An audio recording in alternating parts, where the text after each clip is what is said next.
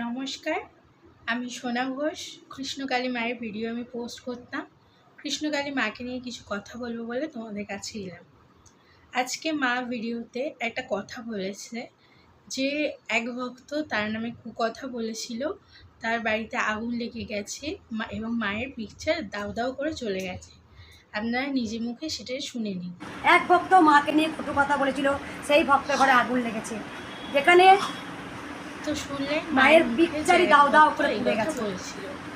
তো প্রথমে ক্ষমা চেয়ে নি মায়ের আমি কাছে। তবু সকল ভক্ত মায়ের সমস্ত মায়ের কাছে বলি, মা যে এই কথাটা মা আমার উদ্দেশ্যেই বলেছে, কেন আমি মায়ের ভিডিওগুলো ছাড়তাম এবং মায়ের দুটো ভিডিওতে আমি লিখেছিলাম। আমি মাকে কোনোদিন কোনো উল্টোপাল্টা কমেন্ট করিনি বা কিছু না।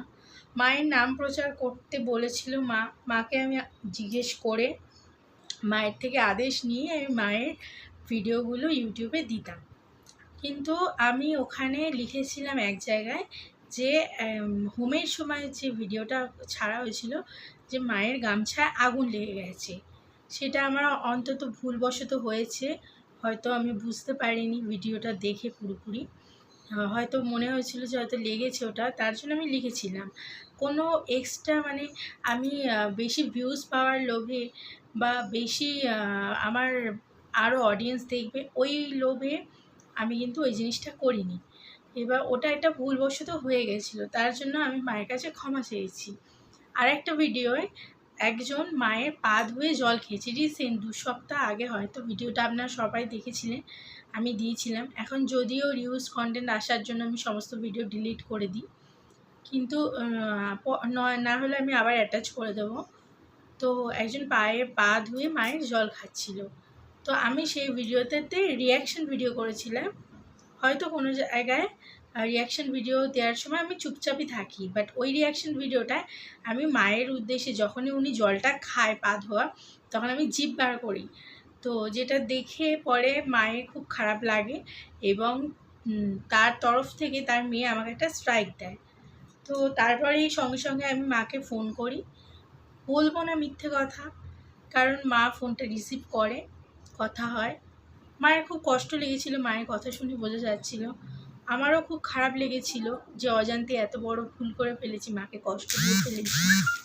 কিন্তু আমি মাকে একটাই কথা বলতে চেয়েছি, মা বললো না, তুই তোর ভিডিও ডিলিট করতে হবে না, তুই ভিডিও যেরকম করছিস কর।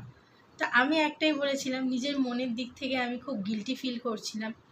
বলেছিলাম যে না মা, অন্যায় যখন করেছি তার শাস্তি পেতে আমি রাজি, কিন্তু তোমার আশীর্বাদের হাতটা আমার মাথার ওপর তুমি রেখো, শুধু এই কথাটাই বলেছিলাম।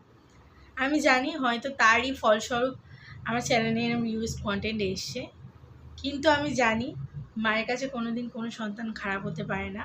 মা আমায় দুহাত ভরে আশীর্বাদ করেছেন, ওনার আশীর্বাদের হাত আমার মাথার ওপর আছেন।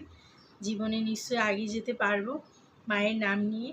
আর ওই কথাটা বলার জন্য আমি ক্ষমা চেয়ে নিচ্ছি মায়ের কাছে।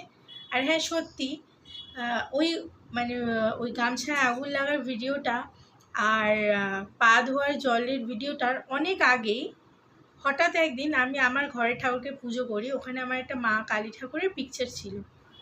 তো আমি পুজো দিয়েছি, তো কোনোভাবে আমি বুঝতে পারিনি, আমি শুয়ে পড়েছি পুজো টুজো দিয়ে দুপুরবেলা। হঠাৎ দেখছি খুব ঘরে আগুন, ধোঁয়া আর পোড়া গন্ধ ছাড়ছে। তাড়াতাড়ি যথারীতি উঠে এলাম, এসে দেখছি ওই ঘরে, ঠাকুর যে ঘরে আছে এই ঘরেই আমার এই ওপরে ঠাকুর দেখতে পাচ্ছ।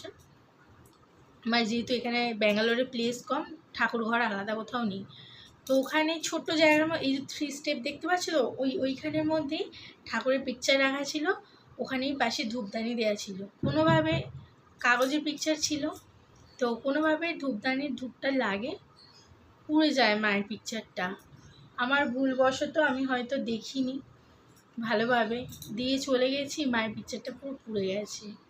খুব খারাপ লাগছিল, বুঝতে পারছিলাম কিছু হয়তো খারাপ হবে, কিন্তু কেন হবে সেটা বুঝতে পারিনি।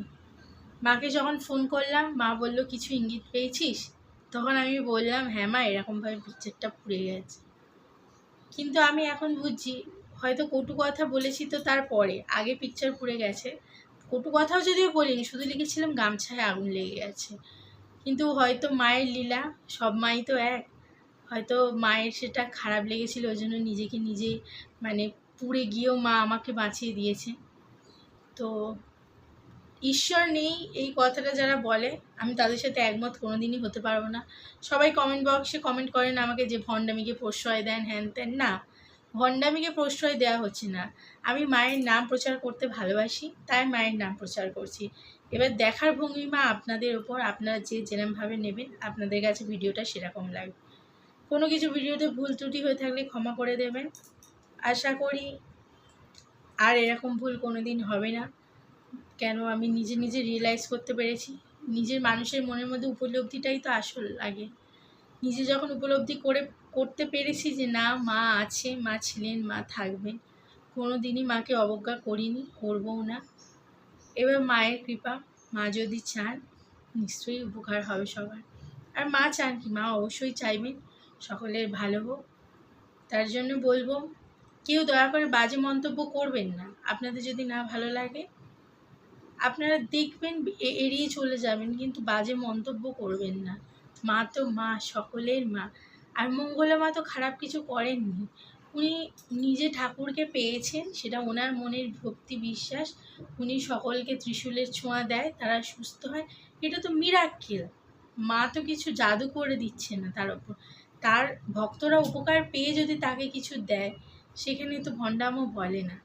আপনারা অনেক জায়গায় দেখবেন টাকা পয়সা নিয়ে তারপর করা হয়, কিন্তু ওখানে তো বিনামূল্যে সেবা দিচ্ছে মা।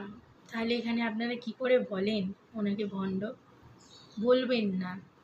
যদি মনে হয় ভালো লাগে না, স্কিপ করে চলে যাবেন, কিন্তু অযথা উল্টোপাল্টা মন্তব্য করবেন না।